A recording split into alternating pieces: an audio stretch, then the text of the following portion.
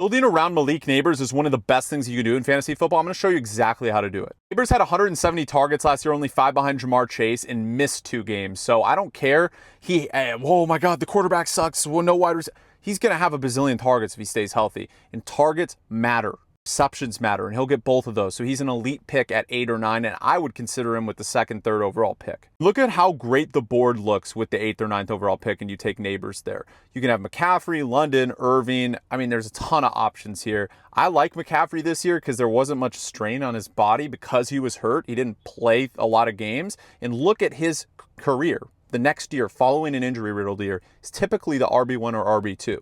Roll with McCaffrey there, but if you want to roll London, I get that as well. I don't think there's a wrong answer here between those 3. You go to round 3 and look at Chase Brown sitting right there. Let's say you're playing with super competitive guys and Chase Brown isn't there. Garrett Wilson's a good pick there. James Cook is also a good pick as well there. In round 4, the board looks awesome here. There's George Kittle, Amari, and Hampton. I'd stay away from Devontae there. I think he'll be fine, but that price is a little too rich for me with Puka Nacua there. Ken Walker's typically hurt, and Joe Mixon has no offensive line. So I like those guys, but Amari and Hampton is going to have a role right away in this Chargers offense, and I think he could finish as a top 5 running back. Probably more top 10 running back, but top 5 is possible. Let's say this is how your team is looking so far, and if you want to switch from McCaffrey with London, you can, or Brown with Wilson.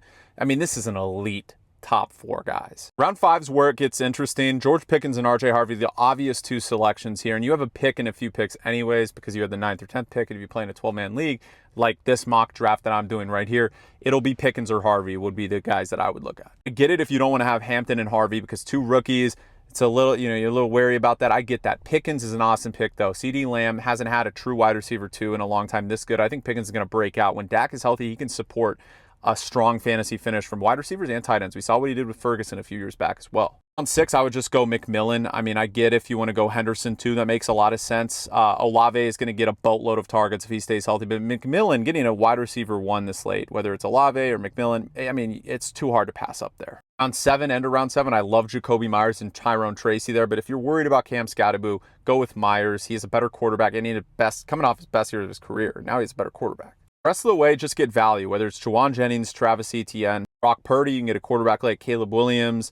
J.J. McCarthy might be good, even though, he's technically a rookie. Technically not, but in terms of NFL games, he still has a lot of good pieces around him. I love Jordan Mason, Zach Charbonnet as guys that could take over RB1 roles that you can get late. Let me just say right now, Luther Burden in round 13 is a crime. Like, getting him there is ridiculous value. Kyle Williams, another guy I like late there. If you're looking at tight ends and you want to wait, like Zach Ertz, Brennan Strange are 2 options I like late as well. Let me know what you guys think in the comments and follow me for more fantasy football content like this.